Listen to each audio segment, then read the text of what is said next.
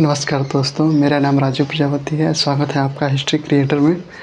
आइए आज देखते हैं जो हमने महत्वपूर्ण स्थल पढ़ लिए थे।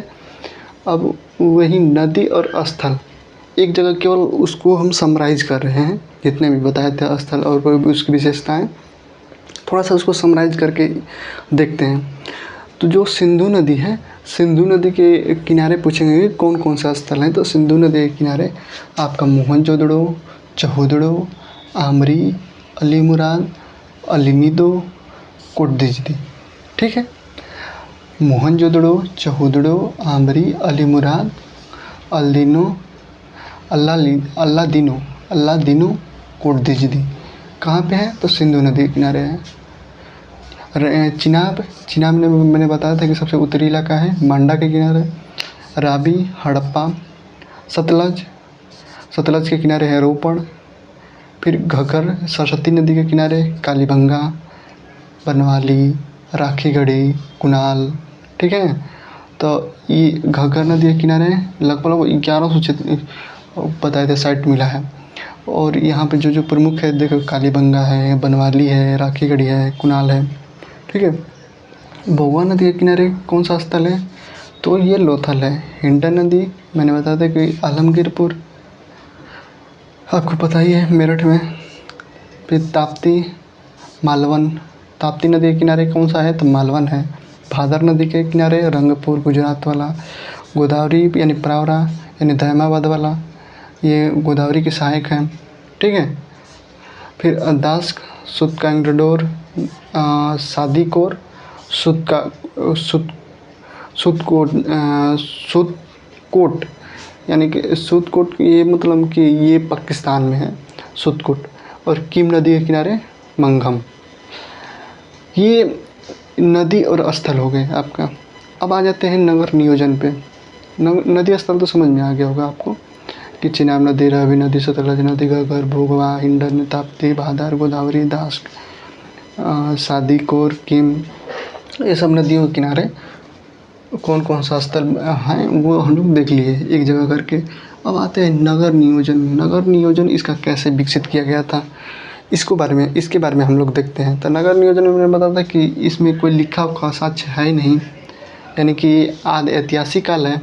ठीक है, फिर कांस्ययुगीन इसको बोलते हैं, यानी कि कापर और प्लस ऐसे, यानी कि ये टीन, कापर और ये टीन को मिला के हम लोग कांस्य बनाते हैं। ठीक है, तो ये कांस्ययुगीन सभ्यता है। सिंधु घाटी सभ्यता को कांस्ययुगीन सभ्यता से भी नाम से जाना जाता है। प्रथम नगरीय सभ्यता, ये भी बताते हैं कि प्रथम नगरीय सभ्यता क्रांति कहा जाता है। इसकी जो नगर विशेषताएं थी उसको क्या देख लीजिए। मैंने बताया था कि एक होता था पश्चिमी टीला, एक होता था पूर्वी टीला। पश्चिमी टीला छोटा होता था और पूर्वी टीला बड़ा होता था, लेकिन पश्चिमी टीला ये पूर्वी टीला से ऊंची स्थान पर यानी कि ऊंचाई पर होता था। ठीक है, ये पश्चिमी टीला दुर्गीकृत होता था। ठीक है, अंदर से होता था ये कच्ची ईंटा से दुर्गीकृत और बाहर से पक्की ईंटा से दुर्गीकृत होता था। इतनी बात समझ आ गई। फिर ये पूर्वी टीला है, ये भी दुर्गीकृत होता था, लेकिन ये कच्ची ईंटों से केवल होता था। ठीक है, ये कच्ची ईंटों से दुर्गीकृत होता था। इसमें लोग कौन से रहते थे? तो जो राजा के इम्पोर्टेंट लोग हैं, पुरोहित हुए, ये सब लोग इस पश्चिमी टीला पे रहते थे। और पूर्वी टीला में कौन रहते थे? तो व्यापारी, किसान, जितने भी मध्यम वर्ग के लोग थे, श्रमिक वगैरह, ये सब लोग इसमें रहते थे। जितने भी साक्ष्य मिलेंगे ना तो पूर्वी ही टीला में मिलेंगे, क्योंकि वहाँ पे अन्नागार मिलेंगे, स्नानागार मिलेगा।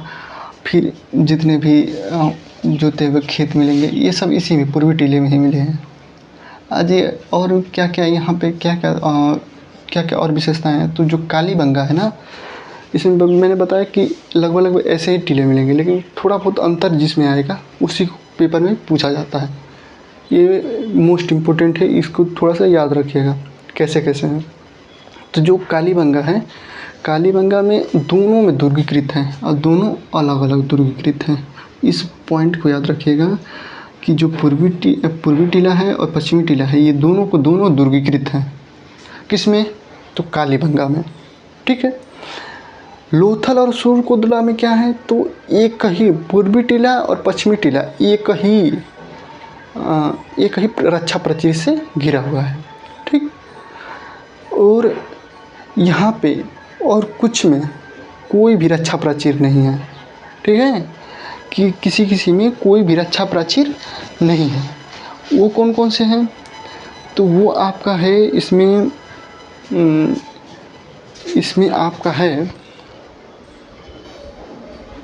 उसमें आपका धौलावीरा है। ठीक है, जिसमें कोई भी रक्षा प्राचीर से घिरा हुआ नहीं है। ये केवल अंदर से ही पक्की ईंटों से घिरा हुआ है। ये भी अंदर से पक्की ईंटों से घिरा हुआ है, लेकिन कोई भी रक्षा प्राचीर, बाहर से कोई भी रक्षा प्राचीर नहीं दिया गया है। इसके अंदर मैंने बताया था कि जो सड़कें होती थी उस समय बनाई जाती थी, मोहनजोदड़ो हुआ चाहे हड़प्पा हुआ, उसमें मोहनजोदड़ो में आप जब देखेंगे तो यहाँ पे ग्रिडनुमा मतलब कि सीधी 90 अंश पर काटती हुई सड़कें बनी हुई हैं। ठीक है, तो ये ग्रिडनुमा सड़कें बनी हुई हैं जिसकी चौड़ाई 2.75 मीटर से, यानी कि 2.75 मीटर से लेके और 3.6 मीटर तक होती थी चौड़ी। तो 2.7 मीटर से लेके 3.6 मीटर तक चौड़ी होती थी। एक राजपथ मिला है। राजपथ कहाँ पे है, तो मोहनजोदड़ो में, जहाँ पे दोनों सड़कें आपस में काट रही हैं, यहाँ पे बीच में एक राजपथ मिला है। और राजपथ की जो चौड़ाई बताते 10 मीटर है और पक्की ईंटों से जुड़ा हुआ है। इतनी बात समझ में आ गई।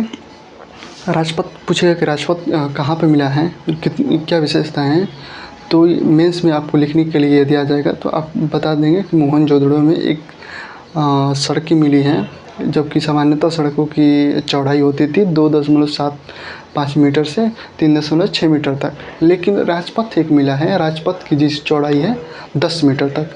ठीक है, और यहाँ पे प्रत्येक जितने भी नगर बसे हैं ये ग्रिडनुमा स्थिति में बसे हुए हैं, लेकिन 90 अंश पर हर जगह मुख्य सड़क काटती जाएगी और उसमें गली रहेगी।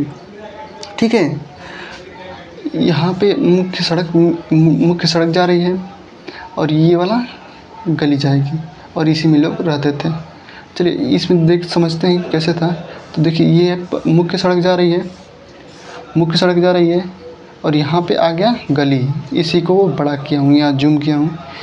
तो जो यहाँ पे गली में दरवाजे खुलते थे, लेकिन केवल लोथल ही एक ऐसा जगह है जहाँ पे दरवाजे नहीं खुलते थे। ये दरवाजे कहाँ पे खुलते थे, तो मुख्य सड़क में खुलते थे। मुख्य सड़क में दरवाजे कहाँ खुलते थे, तो लोथल में खुलते थे। ये भी पूछा गया है क्वेश्चन, इसको भी ध्यान रखिएगा। जो दरवाज़ा खुलते थे ना, तो दरवाजे के आगे एक गेट नुमा बना देते थे। गेट नुमा ऐसे बना देते थे कि कोई भी जानवर या कोई भी लोग जा रहे हैं तो सीधे नज़र ना पड़े।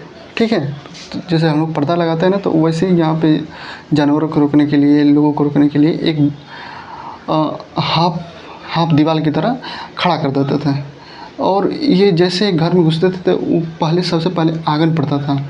आंगन से सारे के सारे घर के रूम के दरवाजे मिलते थे और प्रत्येक घर में एक कुआं मिला है और चढ़ने के लिए सीढ़ियाँ भी है। तो इसका मतलब ये है कि जितनी भी सिंधु घाटी सभ्यता में घर बने होंगे तो वो 1 मंजिला, 2 मंजिला, 3 मंजिला, 4 मंजिली तक घर पाए गए हैं।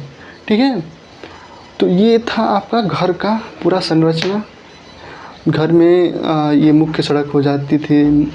मुख्य सड़क के अंदर एक गली होती थी, गली में से दरवाजे खुलते थे।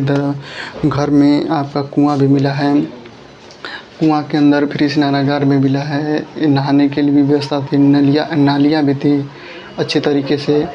तो ये सारी विशेषताएं हम लोग पढ़ लिए हैं और आगे हम लोग देखेंगे अब सामाजिक संस्कृति कैसे थी, कैसे समाज था। ठीक है, तो धन्यवाद। अब अगली वीडियो में मिलते हैं।